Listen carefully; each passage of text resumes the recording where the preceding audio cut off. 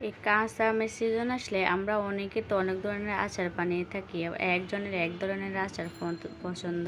Hello everyone, আসসালামু আলাইকুম। কেমন আছেন সবাই? আজকে আমি আমের মোরব্বা তৈরি করব। এখানে আমি 3 কেজি আম নিয়ে নিয়েছি। এখন আমগুলোকে এরকম মাঝখান দিয়ে কেটে তারপরে ছিলে পরিষ্কার করে নিব, খোসাটা ছেড়ে নিব। যেহেতু আমরা যদি এরকম খোসা ছাড়িয়ে আপনার কাটতে যান তাহলে আমটা একটু পিচ্ছিল টাইপের হয়ে যায়, হাতটা কেটে যেতে পারে বা আমটা একটু থেতলে যায়। এ কারণে আমটা খোসা শুদ্ধ আগে মাঝখান দিয়ে কেটে নিয়েছি, তারপরে খোসাগুলো ছাড়িয়ে নিয়েছি। নেওয়ার পরে এখন আর আমের মোরব্বা বানাতে আমগুলো এই সাইজে নিলে ভালো হয়, যাতে ভিতরে আটিটা শক্ত থাকে। তারপরে আমি এগুলো ছিলে এখন একটা কাঁটা চামচের সাহায্যে সবগুলো আম এভাবে এরকম ছিদ্র করে নিয়েছি, যাতে চিনি শিরাটা আমের মধ্যে ভালোভাবে ঢুকতে পারে। তারপরে একটা পানি নিলাম, তার মধ্যে দিলাম 1 চামচ পরিমাণ লবণ আর 2 চামচ পরিমাণ ভিনেগারটা দিয়ে এখন এই আমগুলো ভিজিয়ে রাখবো প্রায় 1 থেকে 1.5 ঘন্টা, বা আপনারা যে কোনো যতক্ষণে রাখতে পারেন। তো আমি 1 থেকে প্রায় 2 ঘন্টা আমগুলো এরকম ভিজিয়ে রেখেছিলাম। ভিজিয়ে রাখার পরে এরকম আমগুলো থেকে যথেষ্ট পরিমাণ চিপে আর একটা পরিষ্কার পানিতে নিয়ে নিচ্ছি। এখন পরিষ্কার পানিতে নিয়ে এগুলো ধুয়ে নিব। দেখেন কতটা টক পানি বের হয়েছে আম থেকে।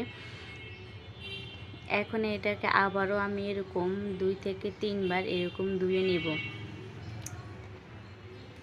যেহেতু ভিতরে টকটা যাতে না থাকে সেজন্যে ভালোভাবে ধুয়ে পরিষ্কার করে নিতে হবে।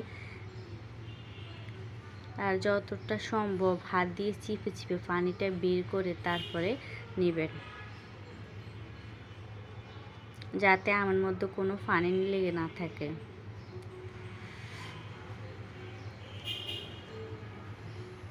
তা আমি এরকম সবগুলো আম চেপে এখন আরেকটা বাটিতে নিয়ে নিলাম।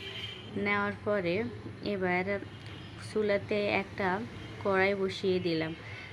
বসিয়ে ওটার মধ্যে দিয়ে দিলাম প্রায় 1.5 কেজি পরিমাণ চিনি।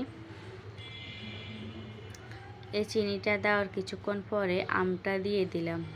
এখন সবগুলো চিনির মধ্যে আমগুলো ভালোভাবে নেড়ে মিক্স করে নিব। মিক্স করার কিছুক্ষণ পর দেখেন চিনিগুলো গলতে শুরু করে দিয়েছে। তার মধ্যে আমি আবার একটু গ্রানের জন্য দিয়ে দিলাম 4-5টা এলাচ আর একটা দারুচিনি। এটা দিয়ে কিছুক্ষণ অপেক্ষার পর দেখেন আমগুলো প্রায় সিদ্ধ হয়ে গিয়েছে আর একদম নরম হয়ে গেছে। তো এখন আমি প্রায় আমার মোরব্বাটা রেডি। তো এখন আমি এটা ঠান্ডা হওয়ার জন্য অপেক্ষা করব কিছুক্ষণ। দেখেন ঠান্ডা হওয়ার পর চিনি শিরাটা কীভাবে আমটা টেনে নিয়েছে।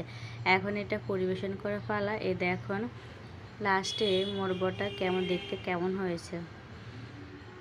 তো আজকের মোরব্বা রেসিপিটা কেমন লাগলো অবশ্যই কমেন্ট করে জানাবেন। সবাই ভালো থাকবেন। আল্লাহ হাফেজ।